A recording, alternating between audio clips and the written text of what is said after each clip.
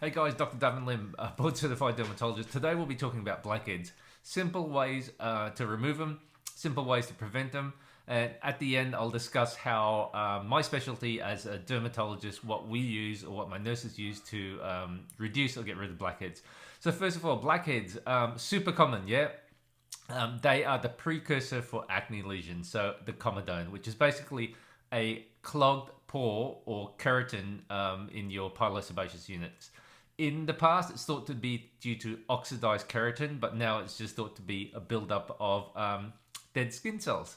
So, how do you actually prevent? Simple ways. First of all, if you're using a makeup, make sure with your makeup it's non-oil based. Something like mineral makeup will be helpful. And remember, for you gals out there, try to go to bed without your makeup. Yeah, that's very important because prevention of blackheads is super important. So if you have blackheads, this is what you should try. From a wash, what wash should you use?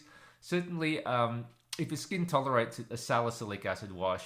Once again, Neutrogena has a very cost-effective wash. It's called Neutrogena Oil Free. It contains 2% salicylic acid. If you can tolerate that, you can go up to 3-4%. So when you're looking at the salicylic acid wash, it's best to use it at night. The reason why you use a sal acid wash over, let's say, a glycolic wash is because salicylic acid is more lipophilic. In other words, it goes into the pilosebaceous units. In other words, your oil glands a lot easier.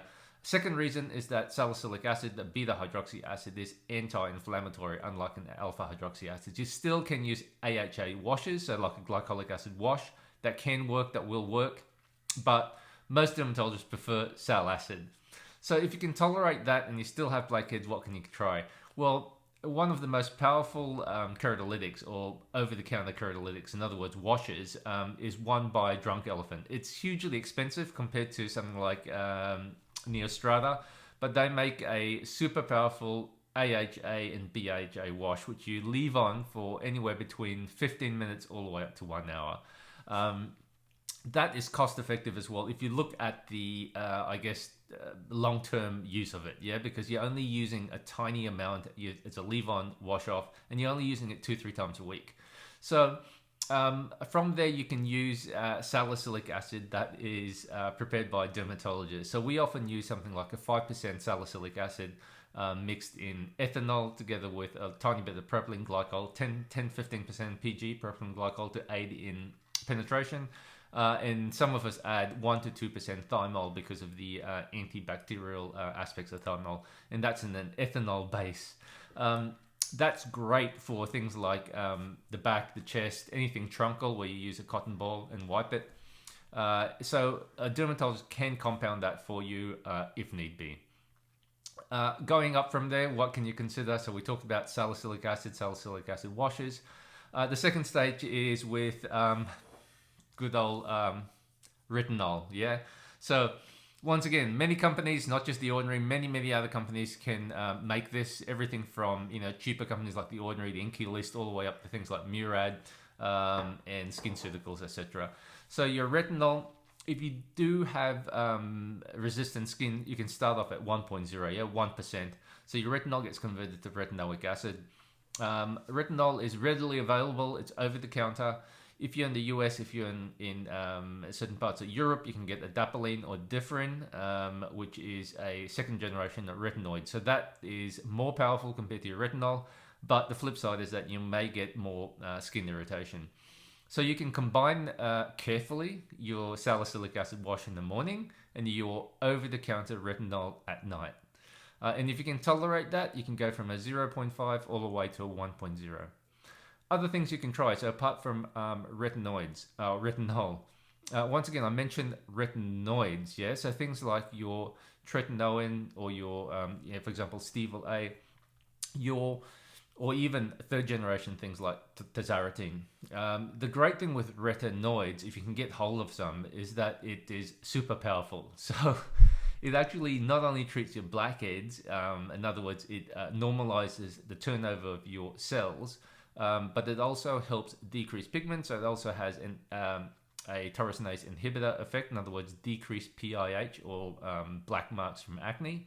It also decreases oil production or sebum production. It's also anti-inflammatory. and it also kills P. acnes, yeah, which is your or C. acnes, which is your bacteria implicated in the formation of zits, pustules, acne lesions, cysts. So that retinoids are super powerful, and if you see most dermatologists, we would go for a retinoid over other over-the-counter preparations. So we talk about other accessible things you can try. Azelaic acid is one of them. Azelaic acid can decrease because it's a mild keratolytic. It's not as strong as a retinoid, but azelaic acid is readily available, anything from 5% all the way up to 15%. So things like Finacea, Asclear, even Paula's Choice, they do make good azelaic acid preparation. So you might use that every second night, for example, if you're combining yourself with retinol and you're using a sal acid wash. So if you still have problems, what can you try? So we mentioned alpha hydroxy acids. So things like glycolic acid 10, glycolic acid 15 from Neostrata. And once again, many other companies make them, yeah? So everything, like I said, from the cheaper companies all the way up for the ordinary, the Inky List, the more affordable companies where they make really good glycolic washes, lactic acid washes, all the way up to high-end companies. So if you're tolerant to BHAs and you want to try AHAs, remember they're not as good for blackheads, but they can still be used and they're pretty cost effective, yeah? So moving up from there, what can you try? You can try exfoliation. So exfoliation, you can go with a something like this, a Clarisonic, which is a mechanical exfoliation, or you can go for physical exfoliators or chemical exfoliators. So as mentioned, your BHAs and your AHAs. So that can help with blackheads as well. Don't forget, all the old-fashioned treatments like the steam, having a steam shower or steaming, can actually loosen the amount of keratin, and that can be easily extracted. Word of caution, however, if you're trying the extractions at home, make sure you do it correctly. Don't squeeze too hard because that's how you can get scarring. So there's a fine line between removing your blackhead and actually causing scarring. So as dermatologists, we're not there removing blackheads all the time. So contrary to what you see with Sandra Lee, Dr. Pimple Popper, most of us are super busy, yeah. So we don't usually extract blackheads. Believe me, it's therapeutic, it's fun, it really lowers one's blood pressure, and it's just a fun thing about popping, yeah. But I think the nurses and the dermal therapists are much better compared to even myself, yeah. They're definitely better than me. So what we use, generally speaking, we want to loosen up the blackhead. So most of us would use, once again, like I said, a keratolytic. So anything like an AHA or even a salicylic acid, 5% salicylic acid in a good base, a couple of days before. We may put a warm towel on, for example, the nose, on the cheeks or the forehead. If it's painful, we may use local anesthetic cream, so something like an Emla or 23% lidocaine, 7% tetracaine or BLT mix. So that way it's nice and comfortable for the patient. And we use what's known as a comedone extractor. In Asia, they're super skilled. So what they do use is just a straightforward bevel needle. I learned this trick in Kuala Lumpur, actually, in Malaysia many years ago. And you use the end of the needle, not the tip of the needle, the end of the needle, to actually extract it. So use the tip just to break the or enlarge the follicular orifice, which is basically the opening of the blackhead. Just gradual, pull, flip it around, use the cap, and we just squeeze it out. So the guys in Asian countries, they're super, super efficient. So you see a whole row of people out there with their little needles, little hypodermic needles, and that one needle is that instrument of choice. So something like a 5-10 cent instrument, single use, I hope, single use on that patient, and they're extracting literally hundreds of blackheads in 15-20 minutes, and they're very gentle as well. So it's actually a sight to behold, because it's I've seen it in dermatology clinics in Malaysia and KL, and it's unbelievable the skill of these people. So just using a simple instrument can help. You can buy yourself comedone extractors. I think Dr. Sandra Lee Pimple Popper sells them.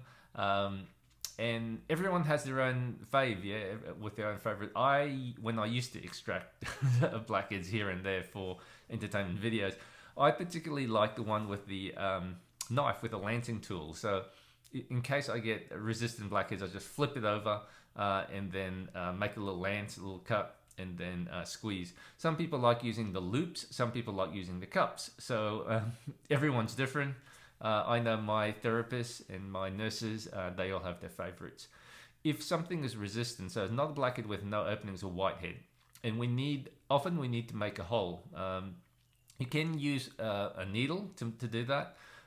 Sometimes we use a hyfricator, pinpoint hyfricator, something like a 1.1 to 1.3, 1.4 watt setting, one buzz, very short PD or pulse duration. That way we make a little hole on the in the skin to access the actual contents of the cyst or keratin or whitehead, and just gentle enucleation, in other words, extractions, just using our cup extractors. That works very well. If you have deeper cysts, so things like submarine comedones, which are really deep in the dermal layer, probably the best is a laser. So I use either a 1 mil spot size with either CO2 laser or double tap with an erbium ablative laser.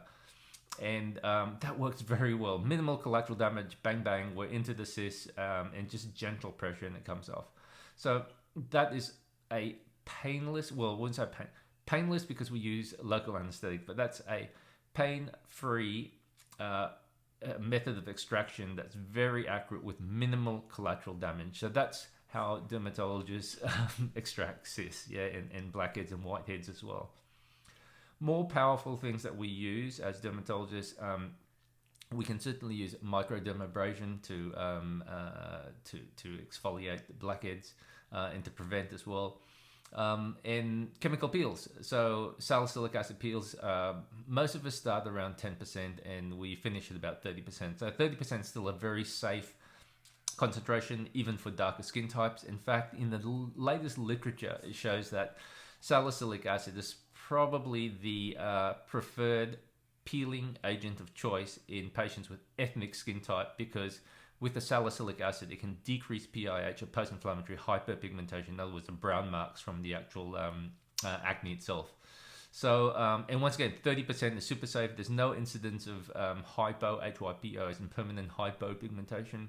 The incidence of post-inflammatory hyperpigmentation, because it's actually anti-inflammatory and lipophilic, is very, very low. So salicylic acid peels, once again, starting at 10%, 8%, 10%, and maximizing at 30% every 2 to 4 weeks. Unbelievable for prevention of acne, treatment of acne, as well as treatment of blackheads. Guys, I hope you liked the video. It's a very short video, 13 minutes actually. I have a little more in my Instagram, Dr. Davin Lim or 101.skin. These simple videos are, pretty basic, but I think they can be useful, especially to patients who want to try certain things before seeing the dermatologist. Guys, please like, comment, share, subscribe, and I'll see you next week. Bye for now.